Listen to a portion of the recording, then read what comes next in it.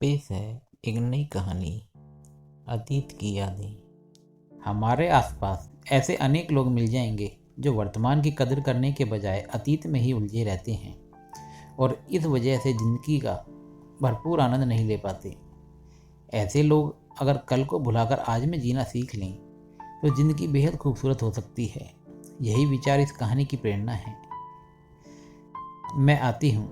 थोड़ी देर बाहर लॉन में टहल रही हूँ, नीरजा ने राजीव से कहा। राजीव ने नीरजा की तरफ देखा। उसके चेहरे पर वही भाव थे जिसे देखने का राजीव आदी हो गया था। नीरजा होटल के बाहर खुले लॉन में चली गई।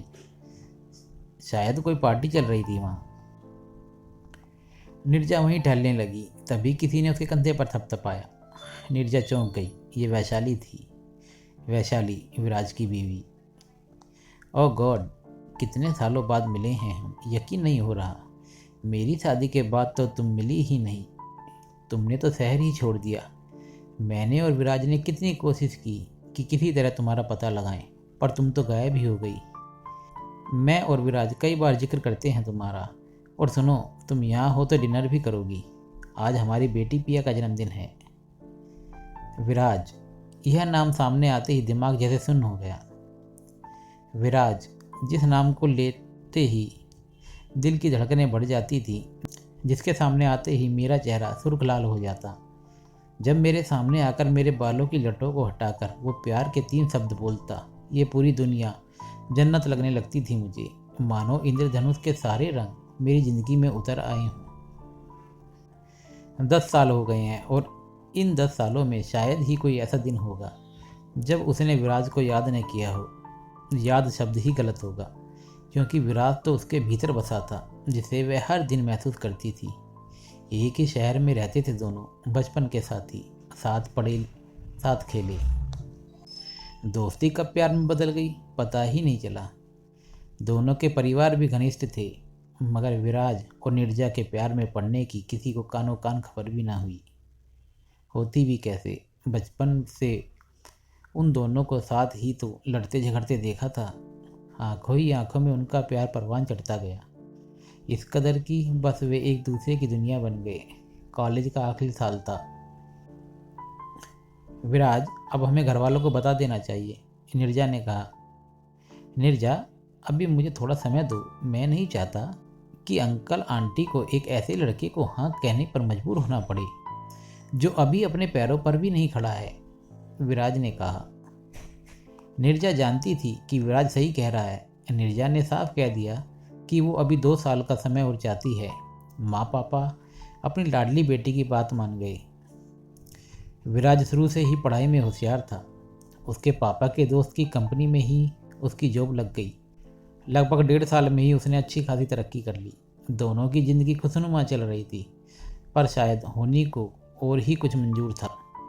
जिंदगी ने उन दोनों के लिए कुछ और ही तय कर रखा था। विराज और उसके पिताजी एक हफ्ते के लिए किसी शादी में शामिल होने बाहर गए थे। आज जब वो अपनी कंप्यूटर क्लासेस से बाहर आई तो विराज के घर के बाहर चहल पहल थी। पूरा घर सजाया जा रहा था। वह बेखटके घर के अंदर चली गई। क्या हुआ आंटी, कोई फंक्शन है क्या? नीरजा ने बेझिझक आंटी के गले में बाहें डालते हुए पूछा। तू अंदर चल, बताती हूँ। फिर जो हुआ उससे नीरजा के होश ही उड़ गए। आंटी बोले जा रही थी और नीरजा को तो मानो होश ही नहीं था कि क्या हो रहा है। विराज के बॉस और तुम्हारे अंकल के फ्रेंड के बेटे की शादी थी ना, जहाँ वो गए थे। शादी वाले दिन सुबह ही भाई साहब को दिल का दौरा पड़ा, तो उन्होंने तुम्हारे अंकल से अपनी बेटी के लिए विराज का हाथ मांग लिया, ताकि अपनी बेटी के भी हाथ पीले होते देख सके। जल्दबाजी में बेटे और बेटी की शादी निपटानी पड़ी। आज विराज, उसकी दुल्हन और अंकल शाम तक पहुंच जाएंगे। अच्छा हुआ तू आ गई, कितनी तैयारी करनी है। तू सुन, उस टोकरी में फूल रखे हैं, तू जाकर विराज का कमरा सजा दे। मुझे भी किचन में बहुत काम है। सोचा नहीं था बेटे की शादी ऐसे होगी, पर बहू आई है तो कुछ जिम्मेदारी तो होगी ना, आंटी ने कहा। वह तो बस सोच रही थी कि कोई उसे झकझोर दे या उसे नींद से जगा दे। जो वो सुन रही हो बस वह एक बुरा सपना हो, सिर्फ एक बुरा सपना। नीरजा, नीरजा, कहाँ खोई है बेटा? जल्दी कर, आंटी ने कहा। वो विराज के कमरे में थी। कितने अरमान थे उसके कि इस कमरे को ऐसे सजाएगी, वैसे सजाएगी, पर उसने सपने में भी नहीं सोचा था कि यह कमरा उसे कुछ इस तरह सजाना होगा। थोड़ी ही देर हुई कि आंटी की आवाज़ आई। वे नीरजा को बुला रही थी। अरे बहू आ गई है, जा मंदिर से थाल लेकर आ जा, और हाँ, वहाँ चावल का कलश भी पड़ा है, वो भी ले आ। यह कहकर आंटी बाहर की तरफ चल दी। नीरजा हाथ में थाली लिए खड़ी थी। उसके सामने उसके अरमानों की चिता जल रही थी। उसकी दुनिया लुट चुकी थी। सामने विराज खड़ा था। उसकी नज़र उससे मिलते ही विराज की नज़रें झुक गईं। नई बहू का स्वागत बहुत गर्मजोशी से किया गया। नीरजा सुन, वैशाली को ऊपर विराज के कमरे में छोड़ा। इतने लंबे सफ़र से आई है, थक गई होगी। मैं कुछ खाने को ऊपर ही भेजती हूँ, आंटी ने कहा। वैशाली लाल साड़ी में सजी वैशाली को देखकर उसका मन अंदर तक हिल गया। उसका विराज, उसका प्यार आज किसी और का हो गया था। थोड़ा पानी मिलेगा? वैशाली ने थोड़ा सकुचाते हुए कहा। हाँ, नीरजा ने उसे पास में रखी बोतल पकड़ा दी। सब कुछ बड़ा अजीब सा लग रहा है।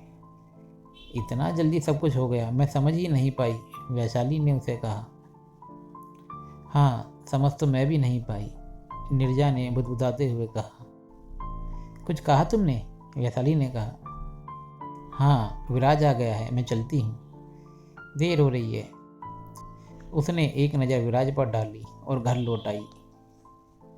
आते ही वह बिस्तर पर निढाल होकर गिर गई, मानो उसके बदन में जान ही ना हो। उसकी सिसकियाँ कोई सुन ना पाए, इसलिए उसने तकिए में अपना सिर छुपा दिया। वो टूट गई थी, बिखर गई थी। किस्मत इस तरह उसकी ज़िंदगी उजाड़ देगी, ये उसने सोचा नहीं था। उसके अरमानों को रोन डाला था नियति के इस मजाक ने। आज विराज का रिसेप्शन था। आंटी सुबह सुबह आ गई थी। तू कहाँ है नीरजा? कितनी बार बुलाया तुझे, तू आई ही नहीं। तेरे बिना कुछ काम पूरे हुए हैं मेरे। वैशाली भी कितनी अकेली है, मुझसे कितनी बात करेगी। तेरी हम उम्र है तो उससे खुलेगी। उस लड़की के साथ भी तो अच्छा नहीं हुआ है। एक लड़की के कितने अरमान होते हैं शादी को लेकर। तू आ जा, आज शाम को उसे तू ही तैयार कर, और घर में भी कितना कुछ चल रहा है। अब मैं ही लेने आई हूँ, चल मेरे साथ। आंटी ने उसकी एक ना सुनी, उसे ले गई। वो वैशाली के साथ विराज के कमरे में थी। तुम दोस्त हो ना विराज की, कुछ बताओगे उसके बारे में? वैशाली ने उससे पूछा जब वो उसे साड़ी पहनने में मदद कर रही थी। मम्मी ने बताया कि तुम दोनों बचपन के दोस्त हो, वैशाली ने कहा। दोस्त? हाँ, दोस्त ही तो हैं, बहुत गहरे दोस्त, उसने कहा। वैशाली उससे पूछ रही थी और वह न जाने किन ख्यालों में खोई थी। मैं जरा आती हूँ, वो यह कहकर कमरे से निकली। कमरे से निकलते ही विराज उसका हाथ पकड़कर दूसरे कमरे में ले गया। तुम कुछ कहो नीरजा, मैं हर दिन अंदर ही अंदर मर रहा हूँ, घुट रहा हूँ। जो हुआ मेरा बस नहीं चला नीरजा, सच में मेरा बस नहीं चला। मैं क्या करूँ? मैं चाहकर भी बोल नहीं पाया नीरजा, बस मुझे माफ़ कर दो, सिर्फ यही बोल सकता हूँ। विराज की आंखों में आंसू थे। विराज, होनी को कोई नहीं टाल सकता। शायद हमारी किस्मत में मिलना नहीं लिखा था, पर इसकी सजा तुम वैशाली को मत देना। उसे बहुत प्यार देना। हमारा अतीत उसका आज बर्बाद नहीं करे। नीरजा ने उसकी आंखों में देखते कहा। इससे ज़्यादा वो कुछ और नहीं बोल पाई। उसने अब तक उसकी कलाई पकड़ रखी थी। उसने हाथ छुड़ाया और वहाँ से निकल गई। बस वो दिन, उसके बाद वह विराज से कभी नहीं मिली। वो आगे की पढ़ाई के लिए अपनी बुआ के घर आ गई। उसकी बुआ के ननद का बेटा था राजीव। राजीव को बस नीरजा पसंद आ गई और 2 साल बाद राजीव और उसकी शादी हो गई। प्यार क्या होता है नीरजा ने महसूस किया, लेकिन जो प्यार अधूरा रह गया उसने उसे हर वक्त जिया। प्यार बाकी कहाँ रहा उसके अंदर। अपने हिस्से का सारा प्यार तो वो विराज से कर चुकी थी, वो उसकी रूह में जो बसा था। राजीव ने जब नीरजा को पहली बार देखा तो उसी वक्त अपना दिल उसे दे बैठा। राजीव अपनी पढ़ाई अमेरिका से ख़त्म करके आया था। शुरू से ही होनहार था वह। अपनी मेहनत के बल पर उसने बहुत कम उम्र में अपनी पहचान बना ली थी। नीरजा उसकी ज़िंदगी में आई पहली लड़की थी। जिसे उसने चाहा, न जाने क्या था उन बड़ी बड़ी आंखों में जो उसे आकर्षित करता। उसका सौम्य शालीन व्यक्तित्व उसके मन में बस गया। इतना अच्छा रिश्ता देखकर उसके मम्मी पापा ने भी देरी नहीं लगाई। वहीं विराज का परिवार भी दूसरे शहर में बस गया। राजीव नहीं जानता था कि नीरजा का कोई अतीत है, पर नीरजा ने उसे शादी से पहले सब बता दिया। यह जानकर भी राजीव को इस बात से कोई फर्क नहीं पड़ा, क्योंकि वो खुद जब नीरजा से प्यार करता है तो प्यार में पाए दर्द को समझ सकता है। शादी करके नीरजा अमेरिका आ गई। राजीव उसका बहुत ख्याल रखता। हर वो चीज़ जिससे नीरजा प्यार करती थी राजीव के लिए सबसे खास होती। राजीव ने पूरा समय दिया, इतना प्यार दिया कि वो विराज को भूल जाए, पर शायद नीरजा अपने अंदर बसे विराज को निकाल ही नहीं पाई। राजीव जगह जगह उसे घुमाता, हर वो चीज़ करता जिससे नीरजा खुश हो, पर वह नीरजा की झूठी मुस्कान के आगे खुद को हारा हुआ महसूस करता। साल बीतते गए, पर अब वो नीरजा पुरानी नीरजा नहीं रही थी। वो हंसती खिलखिलाती ठहाके लगाती लड़की गुम हो चुकी थी। राजीव की भी सारी कोशिशें नाकाम हो गईं। वह कहने को उसके साथ थी, मगर नीरजा का मन कभी राजीव के पास नहीं गया। राजीव भी कई बार निराश हो जाता, पर फिर भी उसने हार नहीं मानी। चलो इस बार हम छुट्टियों में सिंगापुर चलते हैं, बहुत समय हो गया हम बाहर नहीं गए, राजीव ने नीरजा के गाल थपथपाते हुए कहा। नीरजा ने उसे झूठी मुस्कुराहट के साथ उसे हाँ बोल दिया। आज होटल में राजीव के कुछ फ्रेंड्स उससे मिलने आए थे। राजीव जानता था कि नीरजा को अजनबियों से मिलना पसंद नहीं। वो राजीव को कहकर होटल के लॉन में चली आई थी। क्या हुआ नीरजा, कहाँ खोई हो? विराज, तो ये है तुम्हारा सरप्राइज, वैशाली ने चहकते हुए कहा। अच्छा तुम दोनों बातें करो, पार्टी में और भी गेस्ट हैं, मुझे उन्हें भी अटेंड करना है, वैशाली ने कहा, और वो नीरजा और विराज को छोड़कर चली गई। 10 साल बाद तुम्हें देख रहा हूँ नीरजा, कैसी हो तुम? विराज ने कहा। मैं भी ठीक हूँ शायद, नीरजा बदबुदाई। कहाँ चली गई थी तुम, कोई पता नहीं? कुछ सालों बाद हमने भी वह शहर छोड़ दिया था, हर जगह तुम्हें ढूंढा, सोशल मीडिया इंटरनेट पर तुम नहीं मिली, विराज ने कहा। क्यों ढूंढा तुमने मुझे विराज? उसने विराज की आंखों में आंखें डालकर पूछा। नीरजा तुम जानती हो जो हुआ उस पर हमारा कोई जोर नहीं था, नियति को शायद यही मंजूर था, पर उस दिन तुमने जो कहा उसने मेरी ज़िंदगी बदल दी। वैशाली, जो हुआ उसमें उसका तो कोई कसूर नहीं था, तो किस बात की सज़ा मैं उसको देता? मैंने तुमसे प्यार किया और प्यार निभाना भी मैंने तुमसे सीखा। आज तुम्हारी वजह से ही मैं और वैशाली एक खुशहाल ज़िंदगी जी रहे हैं, विराज ने वैशाली की तरफ देखते हुए कहा। वैशाली मेहमानों से बात करते हुए चहक रही थी। ज़िंदगी कई बार वैसी नहीं होती जैसा हम चाहते हैं, हम टूटते हैं, बिखरते हैं, पर ज़िंदगी हमें अपने आप को समेटना सिखाती है। उन लम्हों को, उन पलों का मैं शुक्रगुजार हूँ जो तुमने दिए। मेरी ज़िंदगी में आकर तुमने मुझे और बेहतर इंसान बनाया, और शायद मैं मरते दम तक नहीं भूलूँगा। मैंने भी अपनी बात निभाई, वैशाली को पूरे दिल से अपनाया, उसने मुझे टूटने से बचाया। तुम सही थी नीरजा, विराज ने कहा। पापा। 5 साल की छोटी सी गुड़िया आकर विराज के गले लग गई। ये है मेरी बेटी पिया, विराज ने कहा। वैशाली भी आ गई। चलो केक काटने का समय हो गया है, तुम भी आओ नीरजा, वैशाली ने कहा और विराज को ले गई। नीरजा कुर्सी पर बैठ गई। उसका दिल और दिमाग एक दूसरे से जिरह कर रहे थे। क्या कर रही थी वो इतने साल? क्या वह सज़ा नहीं दे रही थी राजीव को उन गुनाहों की जो उसने किए ही नहीं? इतने सालों राजीव ने उसके लिए सब किया, मगर उसने कभी अतीत के पन्नों को फाड़ा ही नहीं, उन्हें साथ में लेकर चलती रही। किस तरह राजीव ने उसके अतीत को जानकर भी उसे खुली बाहों से अपनाया, हर वो चीज़ की जो नीरजा को पसंद आए, जिससे उसके चेहरे पर मुस्कान आए। पर क्या उसने कोशिश की उसे समझने की?